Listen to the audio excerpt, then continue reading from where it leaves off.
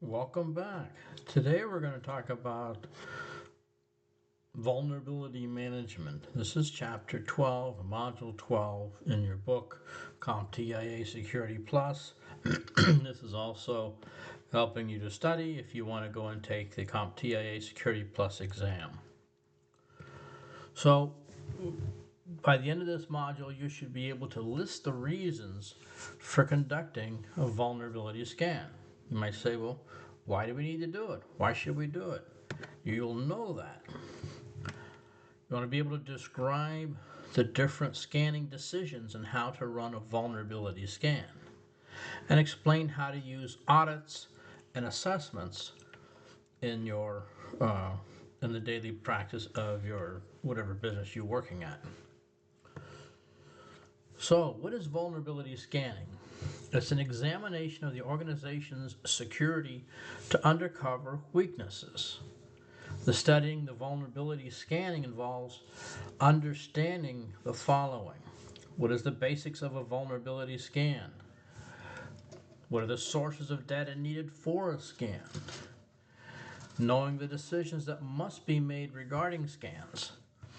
Running a scan and analyzing scan reports. And addressing the reported vulnerabilities. So, vulnerability scan basics. A vulnerability scan is an ongoing automated process used to identify weaknesses and monitor information security progress. One specialized type of vulnerability scan examines applications. Many applications use open source libraries. Because these libraries are not owned and controlled by a single entity, attackers frequently infect open source libraries with malware. Analyzing apps can then be done using package monitoring tools, which continuously analyze apps for vulnerabilities. The following are some of the challenges that are associated with vulnerability scanning. The volume of scanned data. This is not a trivial matter. There's a lot of data that needs to be scanned time and time again. The identification of vulnerabilities. You have to be up to date. Just like your antivirus program, for it to be accurate, the virus definitions have to be up to date. And the technical limitations. There's only so much processing time and time that can be utilized to scan. And remediations. We'll talk more about these things later. So, threat intelligence is data that's collected, processed, and analyzed to understand a threat actor's motives, targets, and attack behaviors. Some threat intelligence data is owned by an entity and is not available to outsiders. Some large enterprises hire security researchers who uncover security bugs in their products. They're called bug bounty program. The web has three levels: the clear web, the deep web, and the dark web. Okay, here's the dark web. You have the clear web at the top. That's what the general public will see. The deep web, somebody might have academic material, legal, scientific, government material, records, subscription-only information, databases, and the dark web has things like illegal activities. You hear about information being sold on the dark web. Okay, so proprietary vulnerability scanners offer their own threat intelligence as a paid subscription service known as third-party sources. Information sharing organizations gather, collect, analyze, and then distribute threat intelligence. Sharing threat intelligence has the following advantages. Organizations can leverage the collective knowledge, experience, and capabilities of other organizations. Also, an organization can enrich its own existing information and make it more actionable. Typical threat intelligence information sharing center is the U.S. Department of Homeland Security Cyber Information Sharing and Collaboration Program, CISCP. which includes the following services: analyst to analyst technical exchanges, CISCP analytical products, cross-industrial orchestration, and digital malware analysis. There's automated indicator sharing that enables the exchange of cyber threat indicators between parties through computer-to-computer communication. The following tools facilitate AIS: structured threat information expression, and trust and automated exchange of intelligence information. Open source intelligence is a threat intelligence data that has been legally gathered from free and public sources. OSINT is often used to create cybersecurity threat maps that illustrate cyber threats overlaid on a diagrammatic representation of a geographical area. Threat maps help in visualizing attacks and provide a limited amount of context of that source and the target countries, the attack types, and the historical and near real-time data about those threats. So here's an example of a threat map. You see a live cyber threat map, and you see it's the Check Point is the company, and you see an overlay of the world, the different countries, and the different connections and the different information that's on there.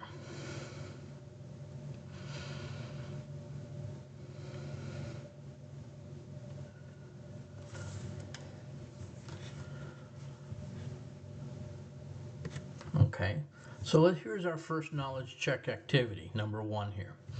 What are open source libraries, why are open source libraries vulnerable?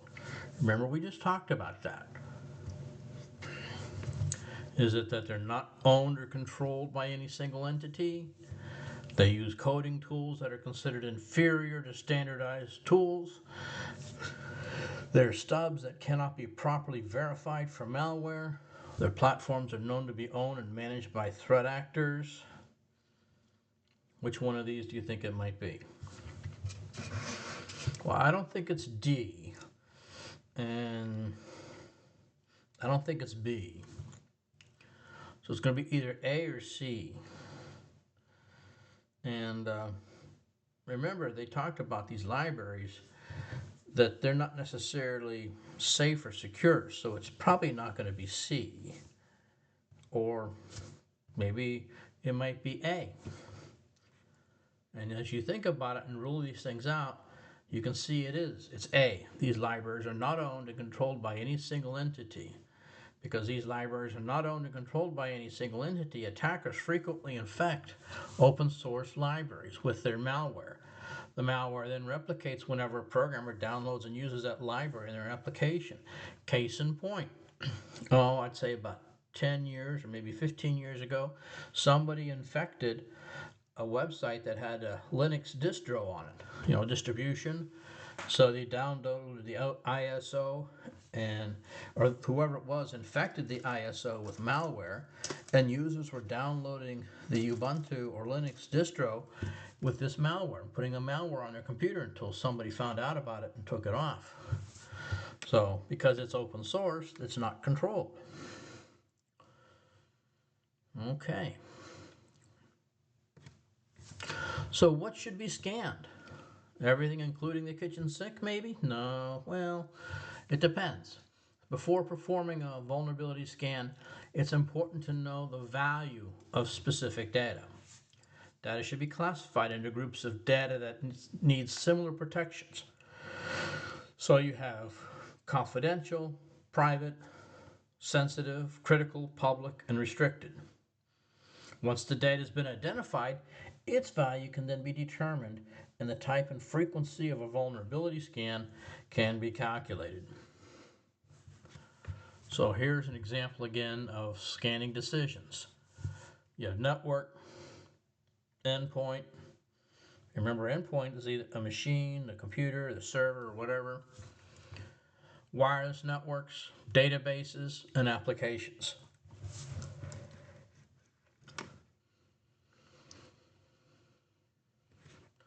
So here's a hardware asset management screen that when you put this is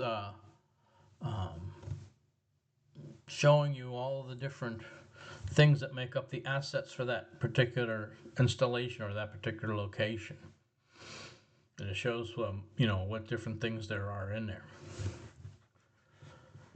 And you can see some have graphic representation, some use percentages, some of them have values from like good, intermediate, and bad.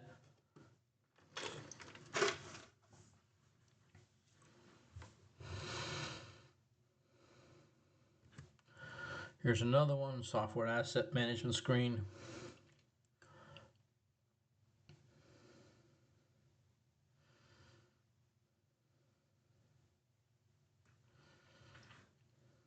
Again, pie charts, graphs.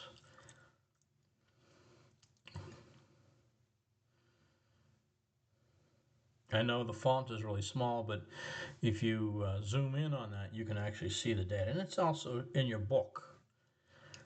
This is chapter 12, or module 12, figure 12.4.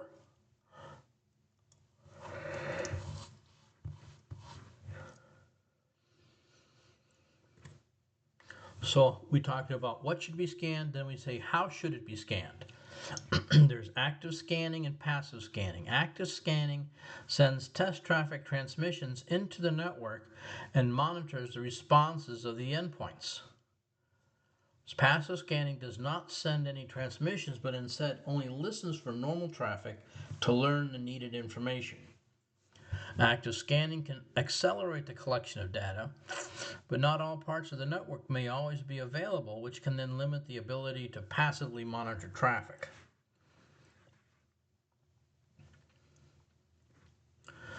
And then you say, how should it be scanned? An internal vulnerability scan is performed from the vantage point inside the internal network. This has the primary benefit of identifying at-risk systems. An external vulnerability scan is performed from the vantage outside of the network. It targets specific IP addresses that are written or within the network to identify the vulnerabilities.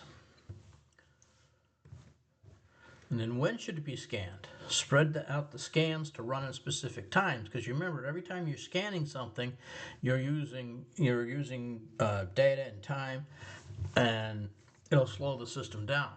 You want to move the scans to, quote, off hours, such as nights or weekends. Specific regulations can dictate how frequently a vulnerability scan must be performed. For the organization's tolerance to exposure to a vulnerability is known as the risk appetite. Systems with low risk appetites may be scanned more frequently.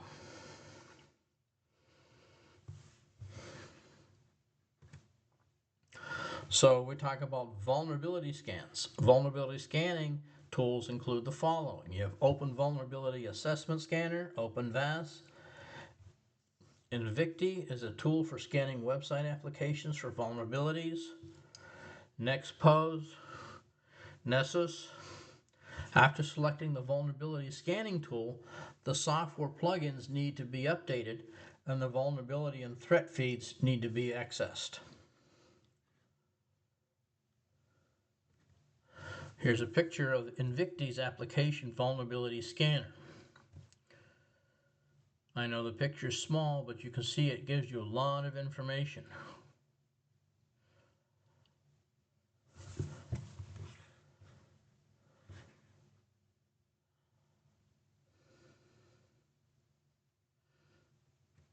So the scope of a vulnerability scan is the target devices to be scanned. The scope can be set by using environment variables, which then are variables whose values are set outside of the program. An environment variable can point to a directory that is to be excluded from the scan. The sensitivity level is the depth of a scan, what type of vulnerabilities that are being searched for. You can also specify the data types to be scanned. So here's a picture of a vulnerability scan scope, and you can see here where they have the name, the description, the folder, the scanner type, and the targets, what the targets. And you can see they're listing the IP addresses in there.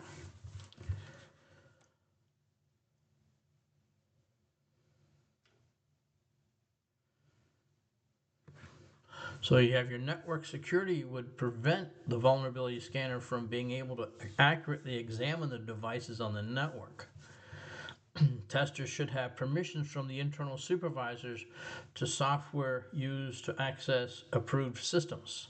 When a scanner manager connects to a scanner engine that probes each system, it's known as a server-based or pull scanner technology. When software agents reside on a system and sends their information back to the manager, this is known as an agent-based or push scanner technology. So pull versus push, server-based versus agent-based.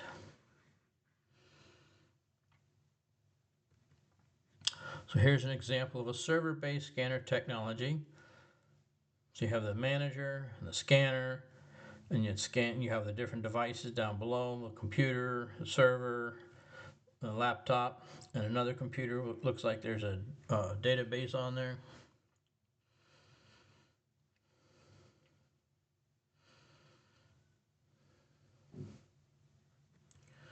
Here's an agent-based, which is the push.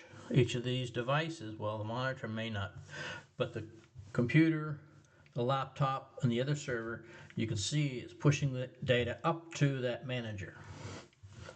So all the manager is doing is collecting that data.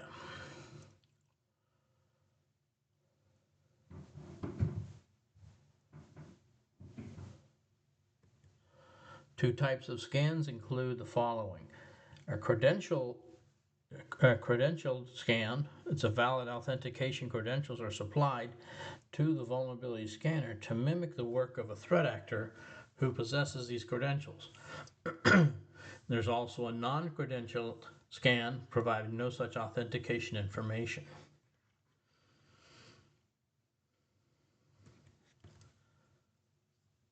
So here's an example of a credentialed scan.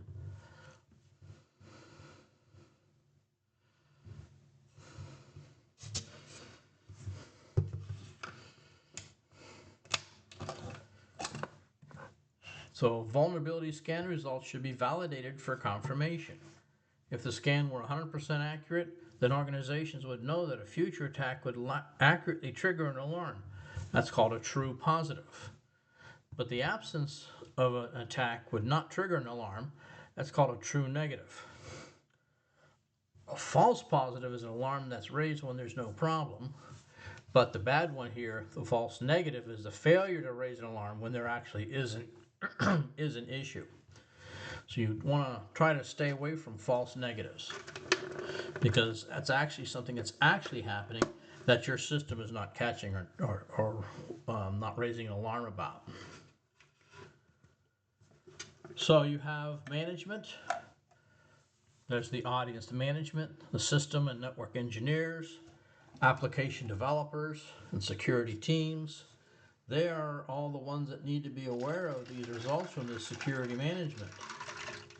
Okay, so you have the level of reports, you have general reports, technical reports, a report listing the applications that contain vulnerabilities, a specific report that relates to the technical security details. Each one of these things is important because it shows that information.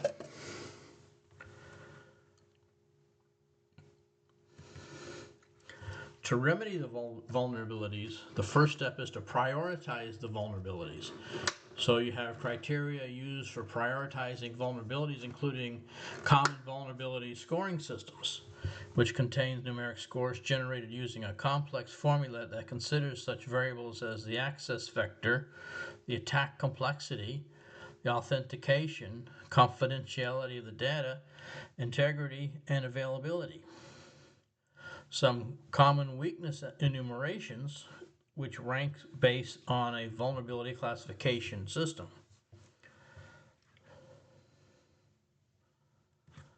Once the vulnerabilities are prioritized, take the following action steps. Patch and harden. Address difficult vulnerabilities. Identify exceptions and exemptions. Analyze network segmentation and verify mitigation.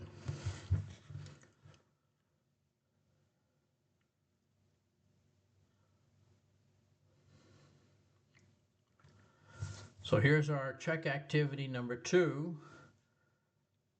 Okay. Borysko needs to specify which devices need to be included in the next vulnerability scan. What parameter must he set?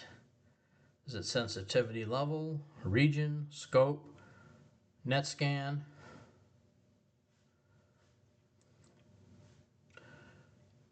Remember, if you're not sure, try to eliminate what you don't think it is. And again, don't peek ahead. You should be able to learn this or reason this out by yourself.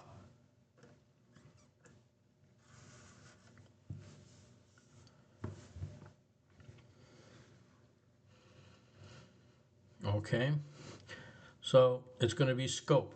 The scope sets the parameter for which devices need to be scanned.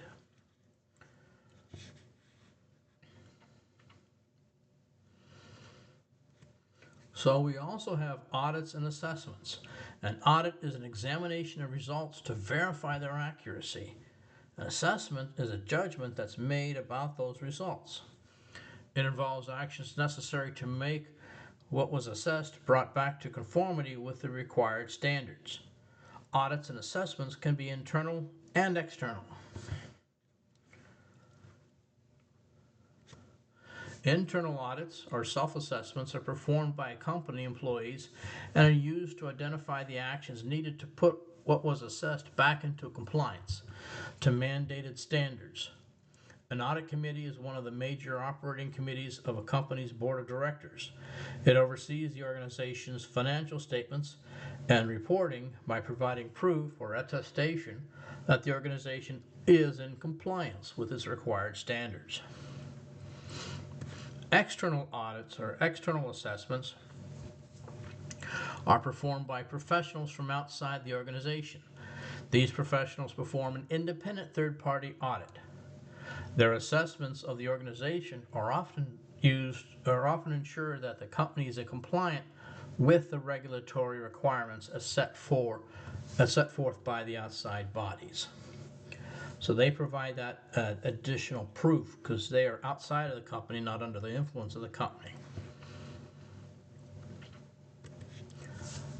When you work in your testing and for security, there's a test called a penetration test that attempts to uncover vulnerabilities and then exploit them. Again, so just like if you're trying to break into a house, if the front door is locked, try the back door, try the side door, try the garage door. A vulnerability scan is considered a defensive assessment, and a penetration test is considered an offensive assessment that probes the system for the weaknesses. Penetration testing that probes for weaknesses in physical security controls are called physical penetration testing. Those that probe both technical and physical weaknesses are considered integrated penetration tests.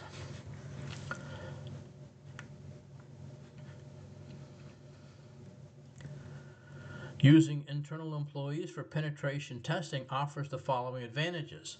Little or no additional cost, the test can be conducted much more quickly, and it can be used to enhance the training of employees and raise awareness of security risks.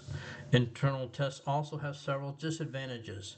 Inside knowledge, lack of expertise, and reluctance to reveal a vulnerability. They can happen. So, contracting with an external third party, pen testing, otherwise known as penetration testing, offers the following advantages. Expertise, credentials, experience, focus. They're going to find out if you actually have a vulnerability. One of the first tasks of the testers is to perform preliminary information gathering from outside the organization. This reconnaissance is called footprinting. Active reconnaissance involves directly probing for vulnerabilities and useful information. Passive reconnaissance occurs when the tester uses tools that do not raise any alarms. Here are the different vulnerability scans. You have purpose, is reducing the attack surface. That's the whole idea behind this. For a vulnerability scan. For a penetration test, you identify deep vulnerabilities. The procedure, you're comparing vulnerability scans and penetration tests. The frequency, the personnel involved, the process, the goal, and the final report audience.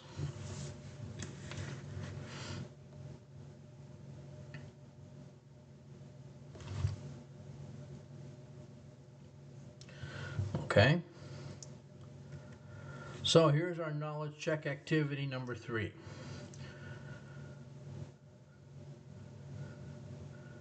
Kosta Janssen has been asked to explore part of the web that is the domain of threat actors to look for information about the latest types of attacks. What area of the web will he explore? It's the domain of threat actors to look for information about the latest types of attacks. Will it be the dark web, the deep web, the black web, the restricted web?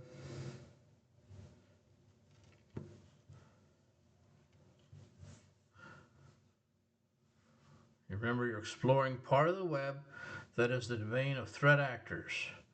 So it's not going to be the nice web. It's not going to be the easy web.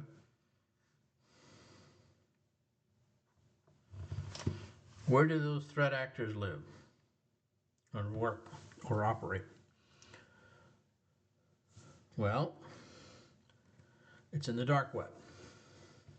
Sometimes you'll see advertisements, is your information on the dark web?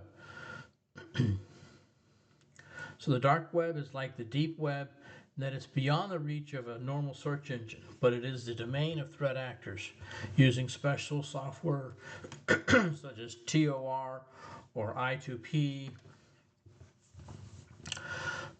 Will mask the user's identity and allow for malicious activities such as selling drugs, stolen personal information, and buying and selling malicious software used for attacks.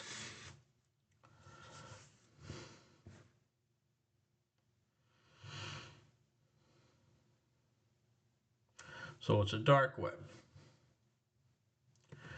Okay, so we've reached the end of the chapter here. So you want to rate your competence on the following module objectives on a scale of 1 to 5, where 5 indicates you have full confidence in your competence of that objective, and 1 indicates you have very little confidence in your competence of that objective. If you self-score less than 4, you should consider reviewing the module and related exercises. List the reasons for conducting a vulnerability scan. You should be able to do that now.